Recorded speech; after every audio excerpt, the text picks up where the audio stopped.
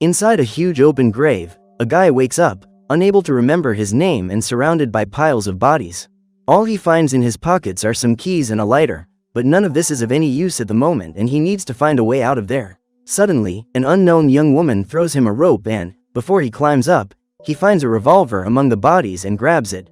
After climbing out of the grave, he can't find the young woman who saved him and searches for her in the forest, until he finds a mansion with the lights on.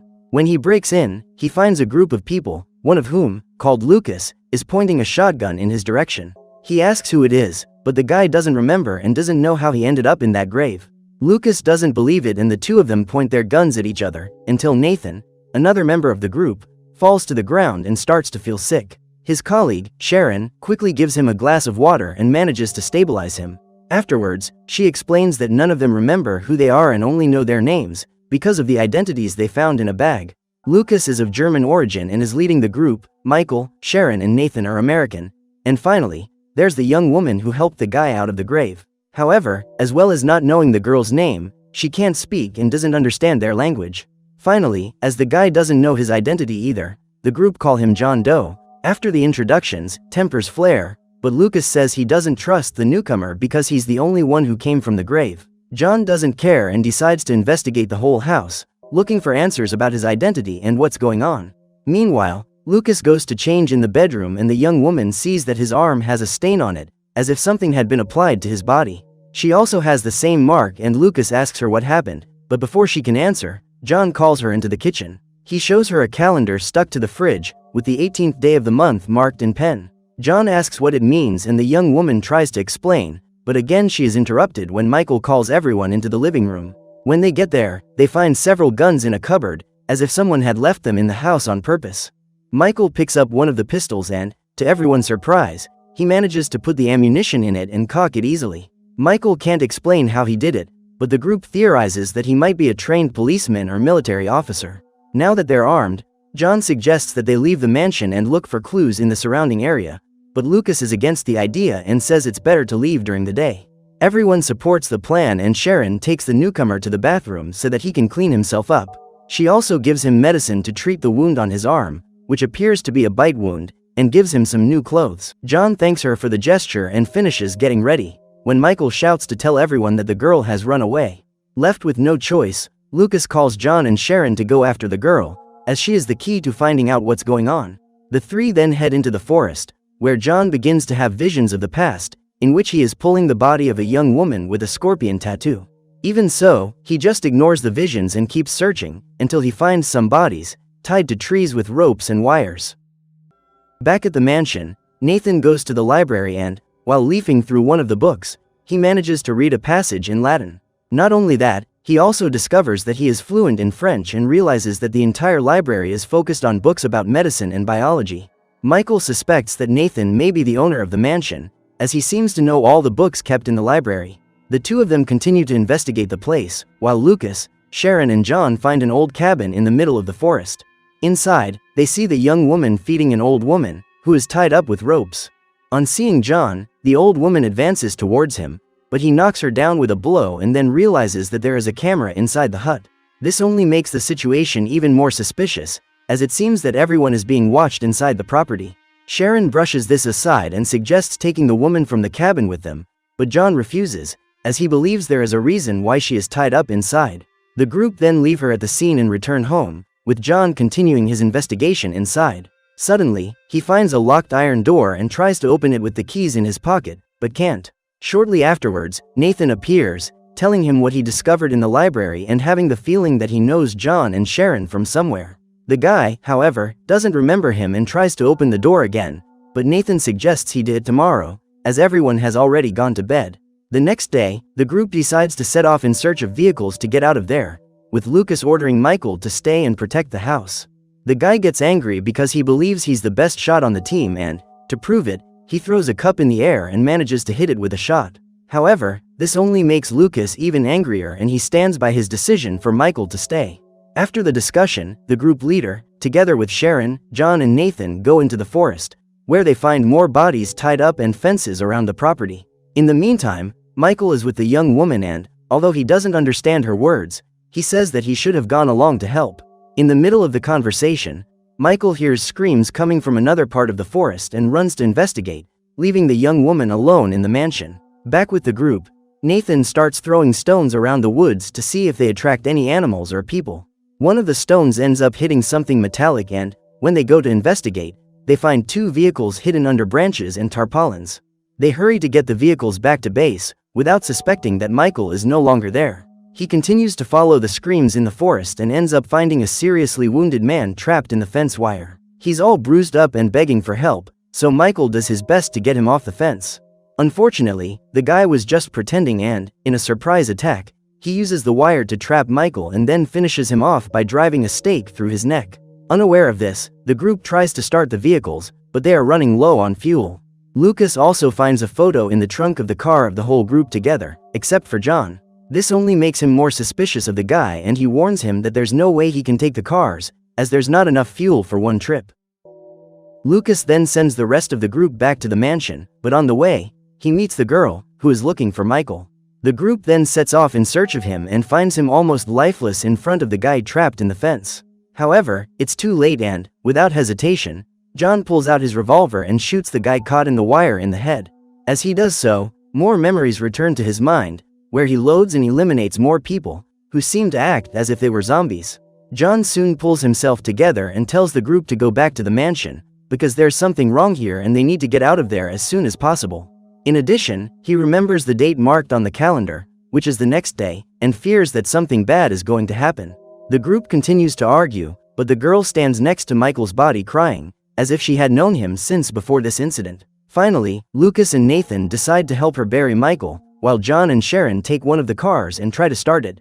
As soon as they succeed, they come across a building, apparently abandoned. Sharon goes to investigate the place and, when she looks in the mirror, she sees a young man running away. John sees him through the crack in the wall and, on seeing the guy's face, the young man calls him Jonah and warns him that someone is coming after him. John doesn't recognize the boy, but is intrigued that he called him Jonah and asks for answers. Far away, Lucas, Nathan and the girl return to the mansion, but the leader of the group begins to feel ill. Like John, he also remembers events from the past and feels a strong headache coming on. The young woman tries to help him and, for a moment, he seems to recognize her, but then he starts pulling her arm very hard. Nathan stops him before he hurts her and Lucas comes to his senses, but the young woman is upset and doesn't understand what has happened. Still, Lucas is ill and, from his symptoms, Nathan deduces that it is some kind of infection, just like that of the woman who was hiding in the hut. He then asks the girl to take him there to see if the symptoms are the same. However, when they get there, the woman has managed to escape from the cabin, but Nathan follows her tracks and finds another house, surrounded by more bodies.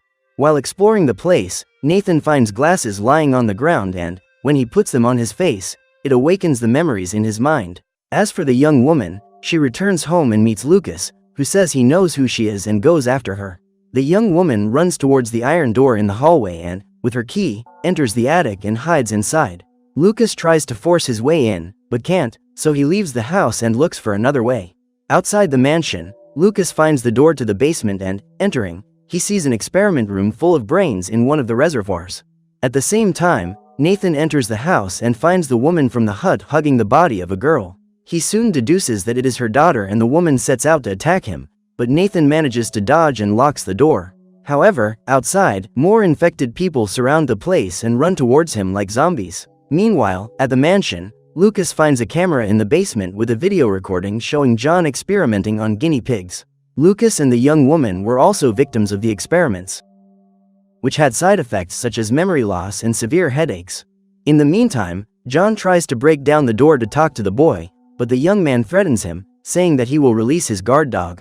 This angers John, who tries to shoot the chain to open the door, but is stopped by Sharon who, like the young man, calls him Jonah. She acts as if she has met him before and, it seems, they have been very close in the recent past. However, neither of them can explain this connection and they decide to leave the boy behind and go back to the mansion. On the way, John says he has the impression that his real identity has done things he regrets, but can't remember. Sharon says she feels the same way, but the conversation is interrupted when a tree is thrown in the middle of the path. John manages to stop the car just in time and goes out to investigate who did it, until he comes across a group of lumberjacks cutting down the trees in the forest. Sharon finds this very suspicious and asks them to return to the car, but John decides to call them anyway. The man soon realizes that he has made a mistake, because all the lumberjacks are infected and run after them, axes in hand. During the escape, Sharon stumbles to the ground, but John quickly picks her up and carries her back to the car. The lumberjacks are getting closer, and worst of all, the car doesn't work and John is forced to push it.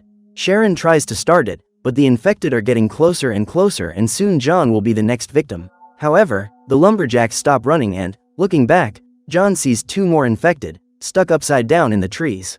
He deduces that the two were scarecrows, and this helps to keep the infected away.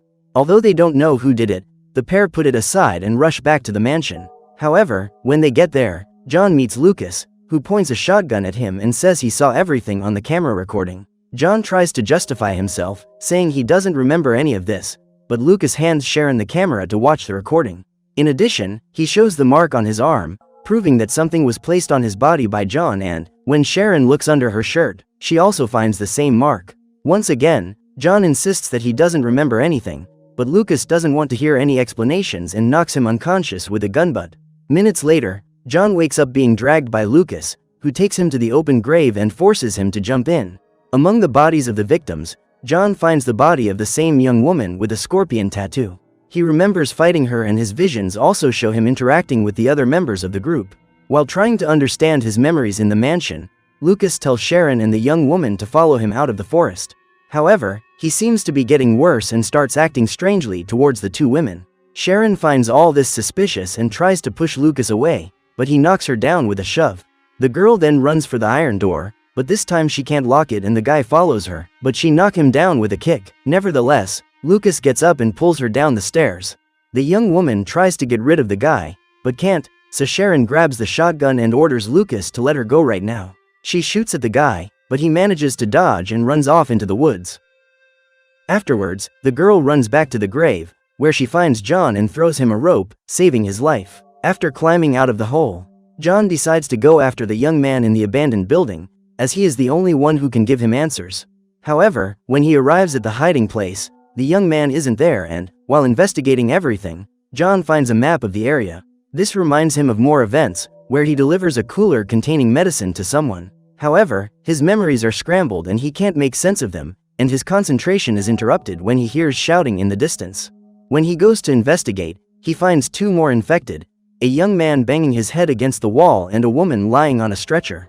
She had stolen John's car keys and he asks for them back, but the infected woman tries to attack him, forcing him to shoot her and take the keys back. After that, John takes the car through the forest at night and finds the boy from the hideout, along with his mother and sister, who has also been infected. In addition, nearby there is a car that has crashed into a tree, eliminating the driver and dumping his cargo on the ground. John once again asks the young man how he knows his name, but the boy's mother points a gun at him. She says that it was John's fault that all this happened and drives off with her children. All that remains is for John to search the crashed car for clues, and there he finds a cooler containing vials of antidote. Once again, John has glimpses of the past, where he remembers handing this cooler to the driver of the car and asking to be taken to the army. Along with the cooler is a document signed by John, revealing that his real name is Jonah Cook and that he is a military doctor. In addition, Jonah finds a photo of himself with his wife, Sharon, and the two of them had gone on a mission to cure the victims of the experiment that turned them into infected. The memories keep coming back, until seconds later, a car drives towards Jonah. From inside it, Lucas emerges, his infection getting worse and worse, and he sets out to attack the doctor. Jonah tries to explain the whole truth and says that he has come to help him treat his illness. He then takes one of the vials, but before he can use it, Lucas knocks the doctor to the ground and starts squeezing his neck. Left with no choice, Jonah picks up a rock and strikes Lucas on the head, leaving him seriously injured. Because of the blow, he regains consciousness and remembers who Jonah really is, but he can't resist the head wound and falls to the ground, already lifeless. This tragedy reminds the doctor of when he found Lucas and the others in the other house and saved them with doses of the antidote. At that moment, everyone celebrated being safe, but one of the infected, the young woman with the scorpion tattoo, managed to escape from her cell. Because of this, Jonah was forced to eliminate her before she infected anyone else. After this incident, Jonah asked Nathan if he hadn't locked the door where the infected woman was being held, and the guy, who is revealed to be his brother, gets angry because he thinks Jonah is blaming him for it. At the same moment, Nathan, who was on his way back to the mansion, also remembers this and runs to find Jonah. Arriving at the house, he sees Sharon, who now also remembers her memories, and hugs her brother-in-law. The two decide to go after Jonah and flee the place. But in a matter of seconds, the entire mansion is surrounded by infected. Not far from there, Jonah rushes to the mansion and, on the road, he remembers how he ended up in the hole. As he was carrying the body of the young woman with the tattoo, he was attacked by an infected person, who bit his arm and pushed him towards the grave. Luckily, he still had doses of the antidote and used it on himself, but he knew he would lose his memory when he woke up. It was then that he was saved by the girl and joined the group, but like them, he no longer remembered anything. Now that the truth is out, Jonah rushes back to the mansion, but his car runs out of gas in the middle of the road. All he can do is walk the rest of the way, and he has to hurry, because more infected are trying to break into the mansion. Inside, Sharon and Nathan try to shoot them, but their ammunition is almost gone, and in a few minutes, the infected will invade the house. Jonah rushes to save his wife and brother. Then again, the date of the 18th day comes back to him. He realizes that on that day, the military will arrive on the scene to settle the matter, one way or another. As he suspected, it doesn't take long for the army to arrive and finish off the infected, eliminating them all in a few minutes. Nathan is happy about this, as he believes that the 18th day would be a rescue mission for the military to take them back. He then leaves the mansion and heads into the forest asking for help. However, he finds himself surrounded by soldiers, pointing their guns in his direction. Realizing that he has fallen into a trap, Nathan's fate is sealed, as the soldiers have orders to eliminate everyone in order to prevent the infection from spreading. In the distance, he sees Jonah running to save him, but it's too late and the soldiers shoot Nathan, who falls lifeless to the ground. Seconds later, Sharon also arrives on the scene and sees Jonah, who was about to take revenge on the soldiers for the loss of his brother. However, she convinces him to come along, and the two of them head away before the soldiers see them. On the way, Sharon ends up being struck in the back with a blade by none other than the infected woman from the hut. Jonah is then forced to eliminate her with a shot from his gun, but the noise attracts the attention of the soldiers, who run towards him. With Sharon seriously wounded, the doctor carries her in his arms and they both jump into the well to hide from the soldiers. Inside, John uses the medicine on her and himself, so that they become unconscious and disguise themselves among the other bodies. Before they fall asleep, Sharon gives Jonah a message she has written and asks him to read it as soon as he wakes up. Minutes later, they both fall unconscious and the soldiers start throwing the bodies of more infected people, including the young man and his family. Hours pass and Jonah wakes up, remembering nothing and letting Sharon's note fall among the bodies. The message said that Sharon had remembered everything minutes before the infected attacked. She and Jonah were doctors who wanted to find a cure for the laboratory-created infection that had wiped out dozens of people over the last few days.